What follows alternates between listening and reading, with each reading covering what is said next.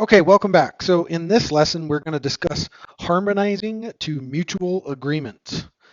If you've ever seen two old married people mimic each other due to having been together for so long, you'll have some idea of how this strategy works. You want to be able to harmonize with your potential buyer in such a way that they believe they've known you all their lives and are in complete agreement with everything you say.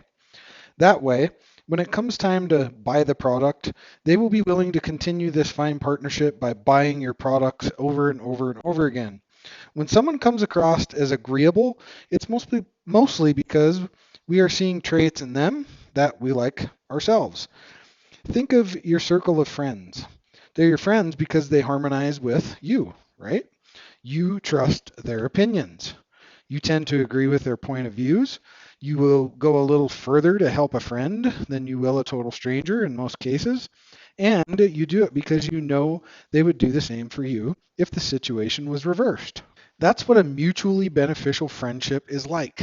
It provides a connection of trust and mutuality that cements the relationship. If you're in marketing or you market products, sell products online, offline, doesn't matter. You also want to establish, a relationship with your potential buyer. It is not too different than a trusted friendship. Once you get someone to like you and identify with you, it becomes easier for them to agree with what you are saying. If what you are saying has something to do with a product you are selling, it makes the sale that much easier to achieve. So what's the strategic plan here? What do you do when you want to make friends? You typically try to agree with people, wear the clothing they like, and compliment them. You make yourself generally non-threatening and likable. It's no different for, selling your products. You'll want to present an image that is likable and also complements the demographic that is coming to visit your site or store. Some of the most common ways to be likable is to appeal to generic values of honesty or integrity. In particular, if you're on social networks, you'll want to focus on authenticity so people feel comfortable with you. That means that the image that you present should match the person you are offline or online. If later someone finds out you are not who you say you are, that will be the end of those relationships for sure. News like that spreads instantly and can be quite damaging. So stay on the safe side and present an authentic and honest image, and you will be respected and liked for that. You can influence people to harmonize with you through some subtle subconscious cues as well. For instance, if you say something positive and ask the other person to agree with you, and they most likely would, then you have started harmonizing with that possible buyer. This can be something as simple as saying, "Lovely day, don't you think?" While it may seem a courtesy, it's actually a very subtle way of beginning to slide down the path of total agreement and mutual trust. While you may not be standing face to face with your customer all the time, you can use the same strategy by using many of the same phrases that will elicit agreement from your customer. It will have to be something that most people would have a difficult time, replying no to. Otherwise, the first no in their mind is what breaks the spell. You want very innocuous phrases that are tied to statements that are generally positive and produce agreement on the part of the person reading them. Besides that subtle verbal cue, you can actually make a person agree with you through mirroring their behavior. Although this works best in face-to-face encounters, the strategy can be implemented online in groups or forums, social networking, etc. So we'll discuss that next. What are the psychological triggers? Infants learn how to mimic their parents, and that's how they learn many of their own behaviors. In general, when we don't know how to act in a particular situation, we've been taught to look to others to gain wisdom from the experience of others. Those people we look up to. We also emulate, and this is also a form of mirroring. So there are basically two foundational behaviors associated with mirroring, and those are learning and socializing. If you are sitting in front of a new product now, part of what you need to do to make a decision is to learn about it. If you've already got an agreeable authority on the product in front of you, the salesperson, for instance, then the likelihood that you will use the knowledge to help make a decision is very likely. But if you really want to trust this person, they have to be likable. So the fact that they start to mirror you or lead you into an agreeable frame of mind will help you make up your mind on whether to close the sale or not. So this strategy is used both by the salesperson to create a degree of familiarity with the potential customer, and it can also be used to mimic more successful sales professionals by mirroring their actions. It's not just a strategy that works on customers, but it can also be used consciously to create a learning environment, for you as a business owner too.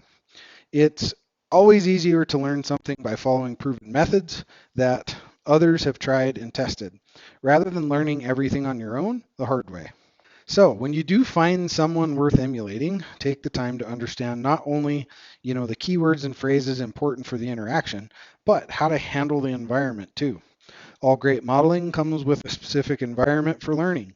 Just like people don't learn how to play tennis on a golf course, you don't learn how to implement, these techniques in a retail store all the time. Go to the experts that are always using techniques just like these every day in the specific environment where they should be used. Then try out the same technique in the same environment you have. This means that you aren't just seeking to emulate a specific person who has proven successful with a specific technique. Also, take a look at the environment they've established to generate the sale and mimic that as the best possible way that you can, whether that be on a website or a sales page. That way, you basically will create a perfect mirror of their techniques and ambiance. So, how do you implement this effectively? Another word for mirroring associated with this strategy is also called patterning. In patterning, we are going to try to create mutual agreements through harmonizing consciously with the sales prospect in front of us. For instance, if a person sits down and crosses their feet towards you, you might do the same. If they have a cup of coffee, you would get one too and join them. In this way, you are saying non-verbally to your prospect, I agree with you. And that translates into, the other person thinking, gee, this person sure is agreeable. If you're in social groups and you are marketing with comments and backlinks to your URL, it pays to be courteous and agreeable. Don't flame other people and in general choose to agree rather than disagree. You can easily set up, reciprocity of good feelings by complimenting the poster or genuinely stating how you agree with the post. Then add your backlink to your website, show others, your thoughts on the matter that people might be interested in reading. This is one way to drive traffic to your site and get more people viewing your online offers. Even though you can't solicit a response back from a lot of online type visitors, you can still ask some rhetorical questions that lead to agreement. They would be more like the following. 95% of people made 3 times their money on their investment. Wouldn't you like to be one of those people? Suffering from allergies makes people miserable. Wouldn't it be nice to know you could go, in this spring and fall and breathe easily? Taking care of pets is important if you want them to be around a long time. And wouldn't you want your cat or dog to be healthy and have a long life? All of these types of rhetorical questions will lead to agreement because they appeal to your readers in a way that are subtle but true. It would take a real contrary person to disagree that they didn't want to make money or stop suffering from allergies. And if someone is on a pet site that you happen to own, odds are they love their pets and want them to live a long and healthy life. So if you know the demographic you are attracting, you can generally think up of some very easy non-threatening phrases to insert into your web copy that will harmonize with your readership. Once they start harmonizing, it won't be long before you can insert and wouldn't buying this product solve all your problems? By the time they get to this phrase, they've already been saying yes, yes, yes. It's another yes is due to come out unbidden. Next, you want to locate people who are, selling their goods and services that you want to market to. These are typically your competitors, although it can be, successful affiliates or other marketers online who are helping you. You could even be selling products to people that are helping you. You want to establish the same attitude and confidence in your products and services that they have with theirs. You want to get into the mindset and use that to help you write copy that sounds familiar to their copy in the tone and content. Remember that you just can't plagiarize other people's stuff. Always seek to add your own, although you can paraphrase and keep the gist of what is being said, as long as you don't plagiarize. In some cases, you can even give credit to people and amp up your credibility and aura of success by associating with partners who are willing for you to use their name and words as long as you credit them. Then it makes it very simple to emulate someone who is, say, for instance, coaching you, if they are also willing to let you, use their words. If you have such a program available to you, you can sign up and try to get a hold of any books, articles, or information packets that can help you develop a similar pattern of success with their ideas. Even if the program isn't specific to your market, there are many, many, many people that have plenty of valuable advice on how to shift your sales upward, and they all deserve an ear now and then.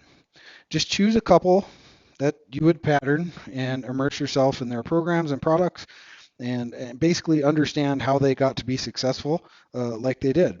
Then just mimic those techniques, and you have an easy way to get started on the road to, riches much, much faster than if you just did things by trial and error. So let's talk about timing this strategy. The timing for this strategy is basically at the beginning, in the middle, and near the end. At the beginning, you are trying to establish rapport with your sales prospect by finding innocuous ways to connect and harmonize with the other person. In face-to-face interactions, this might mean having a cup of coffee with them or chatting briefly about their favorite sports team. Online, it would be to project an agreeable image that resonates with your demographic. Next, you would want to start peppering your copy with rhetorical questions that lead the reader into agreement with you more and more. These should be non-threatening and evoke an emotional response. Finally, in your call to action, you will ask for the sale by using another leading question that also seeks agreement. It's the final bold move that, if timed right, will have your prospect quickly reaching to click on the buy button on your page. And of course, you can use this strategy for your own education by learning how to mimic and pattern yourself off other people's successful, sites and strategies. Take what you learn and apply it in the same environment that they implemented it within, and that way your tram ride up the mountain of success becomes that much easier. That concludes this lesson. We'll see you on the next video.